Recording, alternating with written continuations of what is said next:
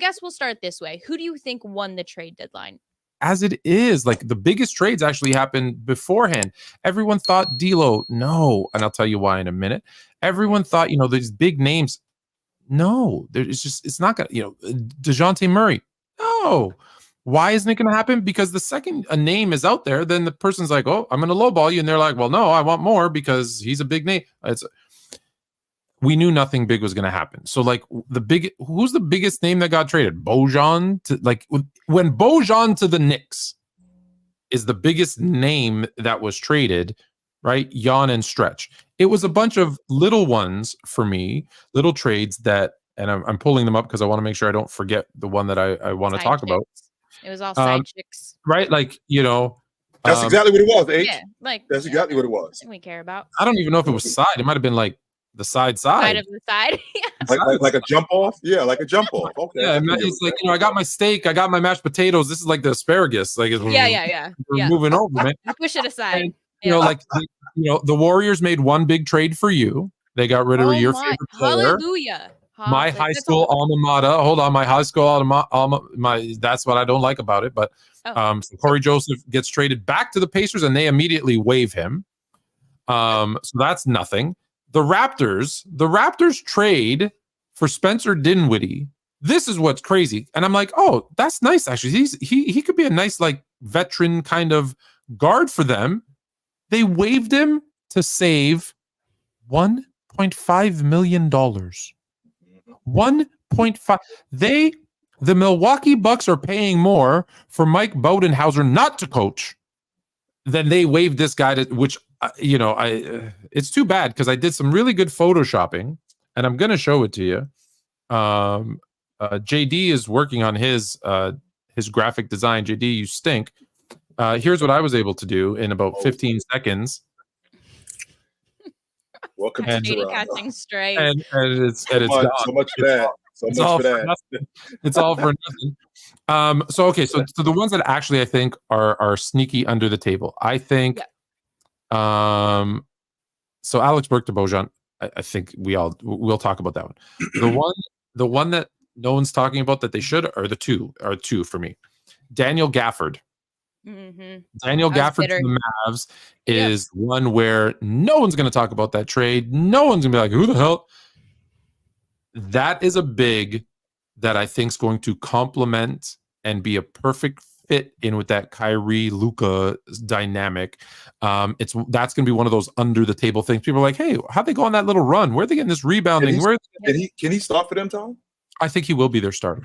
And then the other one I kind of prefaced earlier, I think if Patrick Beverley can give you 12 minutes, 10 to 12 minutes of like angry lockdown-ish, like nasty, picking up 4 fouls, punching someone in the kneecap kind of perimeter defense, inspires anyone else on that perimeter to play even a little bit of defense. With the Embiid injury, the Bucks may have just vaulted themselves as the second best team in the East. If it's a big if. However, if they get that, if he just goes in and it's he's a pain in the butt and everyone's it becomes a big fight, then but that's one that one I think teeters. It could go either way. But what do they lack? They lack perimeter defense. What does Beverly do? Perimeter defense. So, remember when I told you that's what they needed more than a coach? Well, they did both. I'm not a fan of the coach, but they did both. But I think the gap one, if I have to pick one, is the one I like the most. Yeah. I like the Pat Beverly trade, Tone, 2 years ago. I don't like it today. Yeah, fair. But 2 years ago we had Drew Holiday, which means that it would have basically made them even better with Drew Holiday. But today, he's 35 years old. He's small. What up, young fella? He's not actually what they need. I think that they need something bigger. I think they need a bigger wing. I told you, Tone, before the trade deadline, pick up the telephone and call up New Orleans. Ask for Herb Jones. If they say no, pick up the phone and call up Chicago. Ask for Alex Caruso. If they say no, pick up the phone and call Portland. Ask for Thibault. If they say no, pick up the phone and call Orlando. Ask for Isaacs. If they say no, the way I looked at it like it was 10 women. Ask every last one of them out. One of them's going to say yes. Yeah. And All listen, 10 of them aren't going to say no. they- One of them is going to say yes. they maybe did. They maybe did. They maybe did. So Mm. Pat Bev was the one that said yes?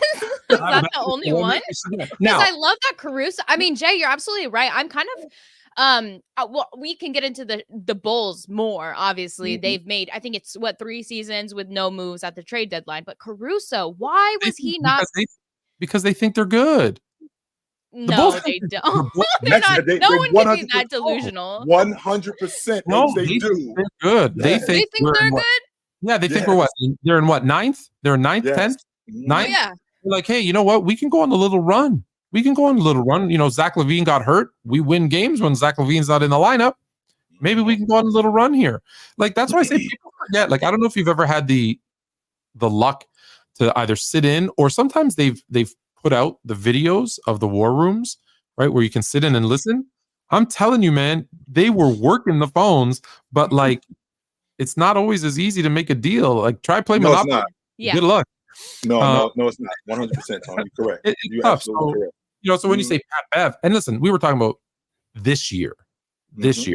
right? I think the Raptors made a trade that I actually really like for the future, Mhm. right? They moved on from Otto Porter Jr., your guy, who played like 2 games in the last 2 Coming seasons. back home. Yeah.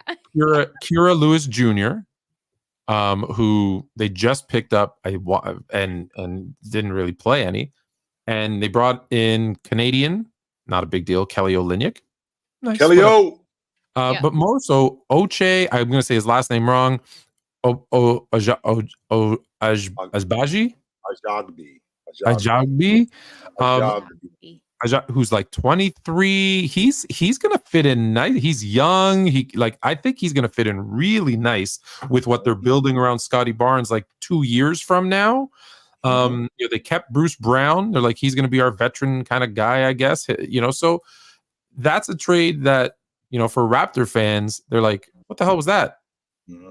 You're good. It's not a today trade. It's a year or 2 from now trade because you're rebuilding. That's what you're doing.